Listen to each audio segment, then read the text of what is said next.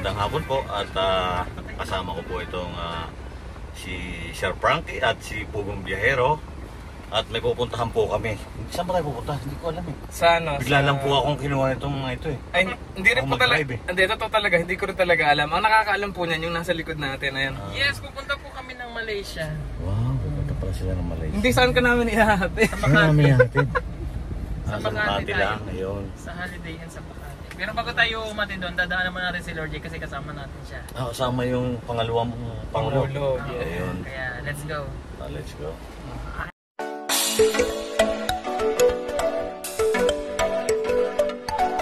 So ayan, ihahatid po kami ni Tito Ernst TV. Iniwanan po muna si Tres Marias. Kami po muna ihahatid niya. Nasurahan po natin si Direct Frankie. Hello! Hello world! Hello nation! Nationwide! So punta po muna kami sa kapila para sunduin po ang ikalawang Pangulo ng Pilipinas. Dahil susunduin po siya, siya po ay lalatagan ng carpet. Lalatagan po siya ng carpet sa ilog. Kabila. Ano ba yun? Yan, big love shoutout sa lahat ng mga nanonood ng Tres Marias. And welcome dito sa channel ni Tito Ernst TV. Ayan, pupunta po kami ng Malaysia. Malay nyo, malay nating lahat. Malaysia! Malaysia pala. Sana all. Lana oil? Lana oil. Lana oil? Silang dalawa lang ni Lord yan pupunta? Hindi, kasama nila si ano, diba? I think Kasama si namin sila, Tita Milab, Madam Yula. Madam Yula. Yung si ano, yung... Sama po si Madam. Sino yung isa? Willie Yung Chu.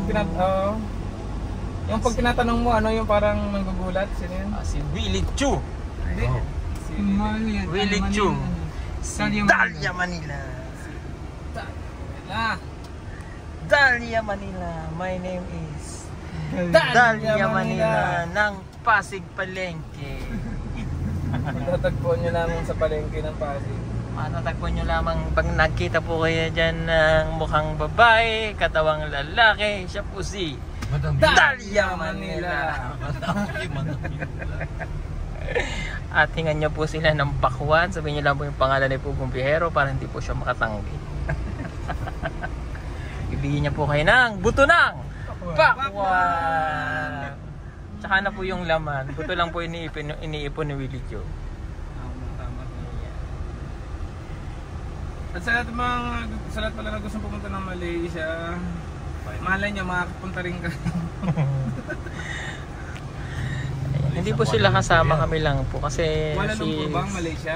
Oo, sa KL. Oo, tama. Kuala Lumpur. Kuala Lumpur. So, niya, manalata niya, ha? Gano'n sa ito doon? Malay. Chinese Malay. din, tsaka Indian naman yung sinasabi. Tingnan ako ng Malaysia eh. Ay hindi, tama ako Malaysia. Tama siya. Mali ka. ayan, andito na po si Lord J, ang kalawang Pangulo, at lalatagan po natin siya ng carpet.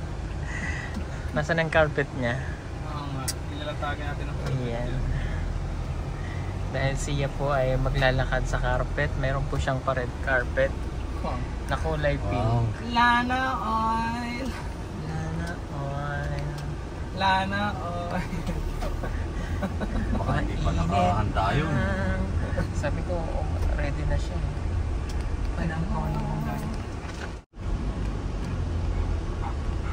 Lana oil. Lana oil. Ayan po si Onggoy TV. Dito na si Onggoy TV. Onggoy. Onggoy. Onggoy. Moy. Ayan po si Onggoy. Moy. Moy. Ayan. Moy. Moy. Ayan na po si Moy Moy. Po namin si Onggoy TV. Hoy! Ayan o. Masyado po siyang pa-importante. Ang tagal o. Hoy! Alas 10 pa lang ako, nakaprepare na ako. Ako naghintay matagal sa iyo, hindi kayo dating ha. Ang usapan namin, alahura ngayon, wag na stress na ha. Holiday in Makati ba? Oo. Yan. So kasama na po natin ang nag-iisang Onggoy TV. Hoy, Onjay. Medyo matangos po ako ng ilong sa kanya. Kaya mas lamang po ako ngayon. Tignan niyo po yung ilong niya medyo pumalat. Anong nilamang mo pala? Hindi kasi makita. Sabihanan po muna ang ating driver for today's vlog. Si Tito Hearns TV. Kita mo Steve. Tawagin lang nila pag kami lang. Si Madam, saan yun sa atin susunduin yun? Hindi, nandun na siya eh. Nasaan siya? Saan? Nauna na siya. Nauna na siya eh. Nauna na sa Malaysia. Ang bilis pa na naman. Si Madam mo. Madam mo. Si Madam mo. Mabilis talaga yung mga kabayo. Hindi kabayo yun. Kabayo yung sinakyan niya. Duda nga ako, ba't akong kabayo mo? Si bro. Ano mo kay Modong? Uy, Dave. Oy, friend natin yun. Kung nasa San ka man, madam. Oh, yan. Hindi, kasi diba, di kasi pabiyahe pa siya. Oo, biyahe pa. Sana ano. Sana. Magpakabas ka. Ayan, ipinapanalangin ko. Uy! Oh, hindi, pinapanalangin ko na maging safe ang kanyang paglalakbay. Oo. At palagi ko naman siya... Malakas pa dati. Ah? Malakas pa dati yan. Wala ka nga dati yung kumain eh. Oo. Kumain kasi yung diet siya. Ngayon diet na siya. Oh. Gusto nga niya kulay pink daw yung ano niya. Ano yan? Ha? Ano kulay? Yung suot niya. Alam mo, sayang yung taong yun. Bakit? Sayang kung di sasama sa Malaysia. Sayang. Daming ang bulaklak eh. Yung pinuntahan niya, ganda daw sa Malaysia. Sa Cherry Blossom. Blues. Or curable naman niya. Curable. Tolerable. Ano curable? Imbis na sabihin ko ay tolerable laging curable. Uy, grabe naman siya. Perfectionist yan. Perfectionist yan eh. At least ano yan. Ano siya? Fertile. curable. Ano? Purifier. Ayan. Oh my God. Kaya madam, kung nasasaan ka man ngayon, maligayang Uy, paglalakbay. paglalakbay. Pupuntang Manila. Papuntang Manila. Hindi mo papuntang Makati, nandun na siya. Oh, nandun na. Nauna na siya. Dati kasi si Madam ano yun eh, nandiyan yun. Dati kasi si Madam sa Manila so talaga yan. Hoy! Malapit doon sa Manila so. Grabe ka. Sa Ikaw bahay. naman. Oo, alam ko. Ako nga nangungumpay doon eh. Kasi ako ano siya doon, bodyguard. Guard siya doon. Si Madam, ano si Madam pagkahating gabi yan, nakahati katawan yan. Nalipit ang ganyan. Oo, ano si Madam. Oo, talaga si Madam. Nilabis natin si Madam. Ano mo si Madam kung konti na lang talaga yung natitira. Ha? Ano konti na? Konti na lang talaga kinakain niya yung mga tira-tira. Kasi nga bawal na rin sa kanya kasi ano yung, Diet siya. alam mo yung mga nagkakaedad. Wow! Wow! Si Madam, ano na yun eh? Best in long gout. Sumali ng pageant din, kaya lang, ano yun, nanalo ngayon, minsan eh. Long down. Best in long gout yun si Madam. Yung pagtayo may aray. Uy, grabe kayo kayo Madam. Yung parang nag, ano na, papilita Corrales na yung, ano, Yung lumiliyad na yung gano'n. lumiliyad ng gano'n. Tagal nga nila. Papilita Corrales na medyo nagninida Blanca. Blanca. Kalo. Ay, nako. Oh my God.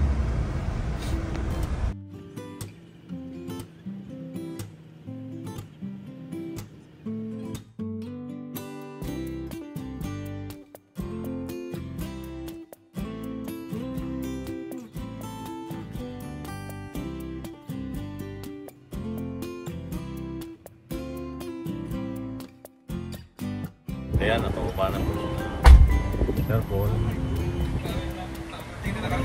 Ay, nasa ako sa Makati. Ingat!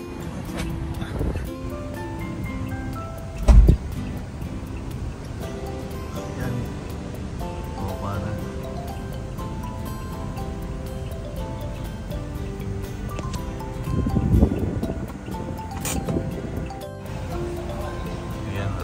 Diyan ho si na madam. Hindi ko lang alam kung saan siya na doon. Ayan.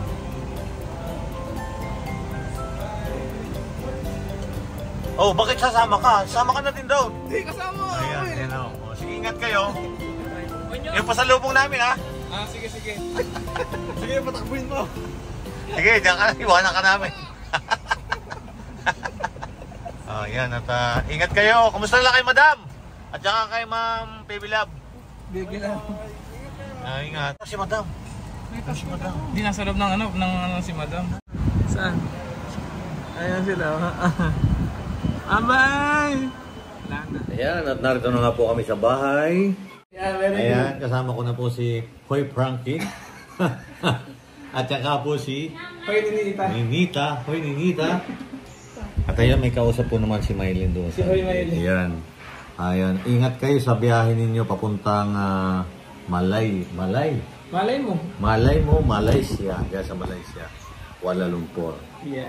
Ayan. Oy, ingat nga pala kayo, anak, Jack, ingat kayo sa biyahe ha. At ingatan mo rin yung apo ko na si Lord J.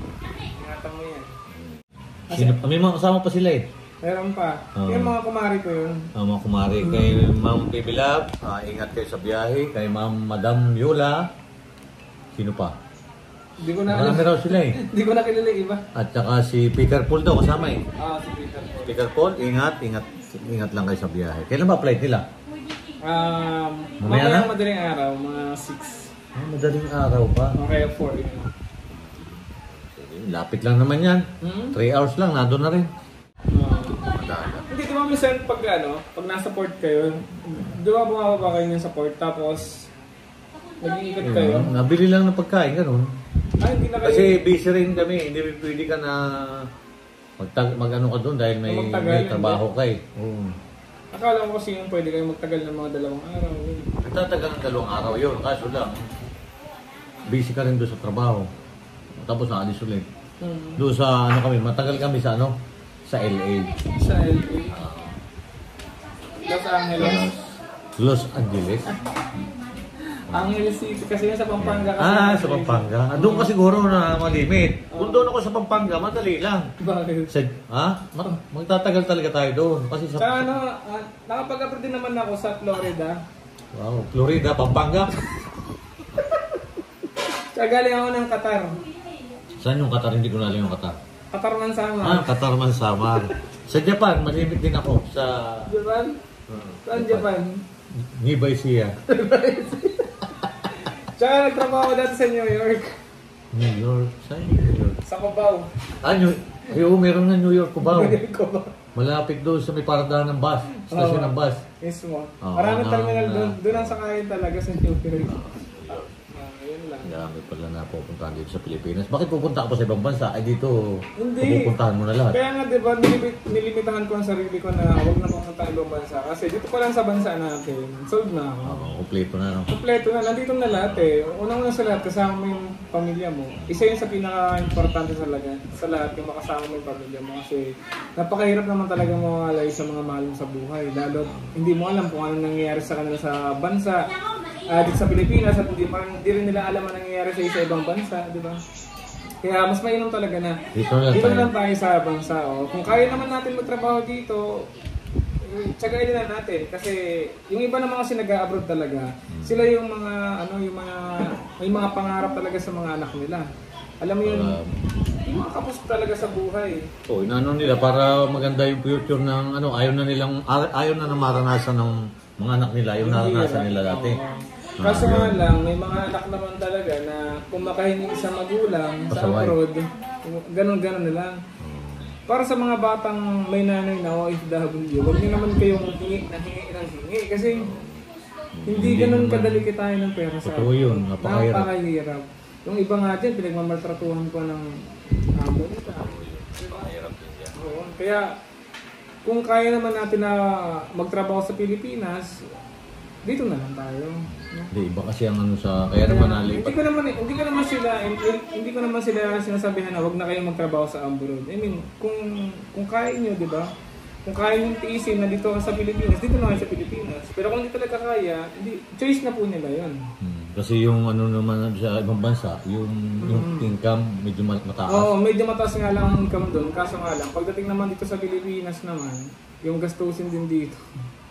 Napakamahal na. Kaya nawibili yung, kaya maraming umaalis natin sa ating mga kabayan Sobra. sa ibang bansa para Magbanat ng para bato. sa kanilang pamilya naman. Di ba, tinama, kung ikaw ba matitiis mo na yung anak mo maliit pa, iiwanan mo para lang mag-alaga ka rin ng bata doon na maliit pa.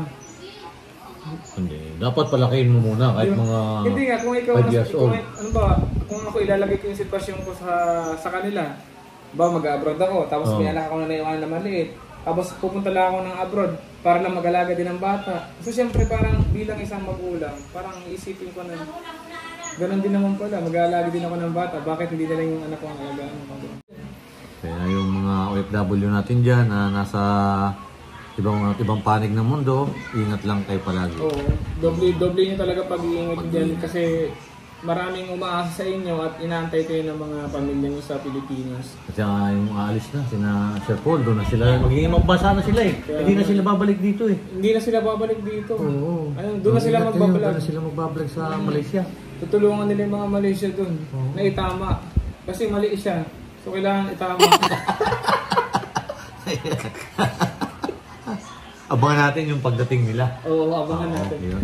Sana bigyan tayo ng pasalubong kasi hinatid natin, di Oo, ba? dapat may pasalubong tayo. Ano kaya bibigay sa atin pasalubong? Madam, baka naman ha? Oo, Yung pasalubong ko sa'yo kasi hindi pa nakakatikim ng mga pasalubong mo. pasalubong mo. Tama.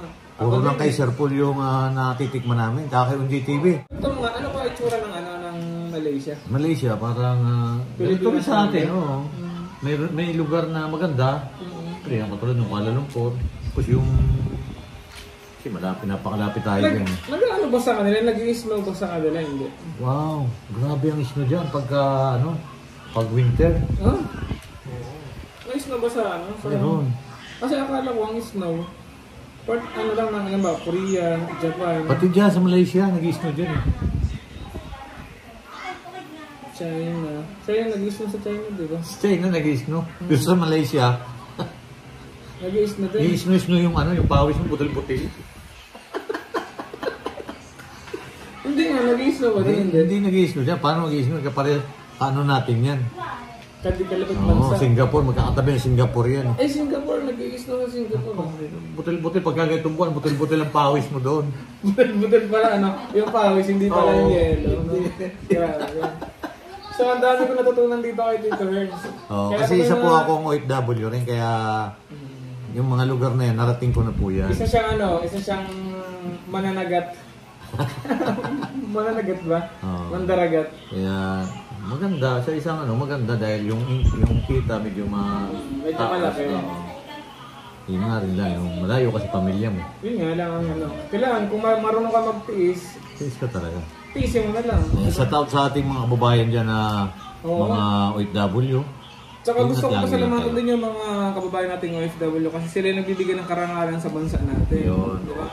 Kasi ang dami natin naririnig na sa mga ibang lahi na yung Pinay doon na mga sipag, Po yan. mga pagkakatiwalaan. Kaya saludo ako sa mga kababayan natin ng OFW kasi sila yung nagbibigay ng karangalan sa bansa talaga natin. Kumbaga sila ngayon hero talaga eh.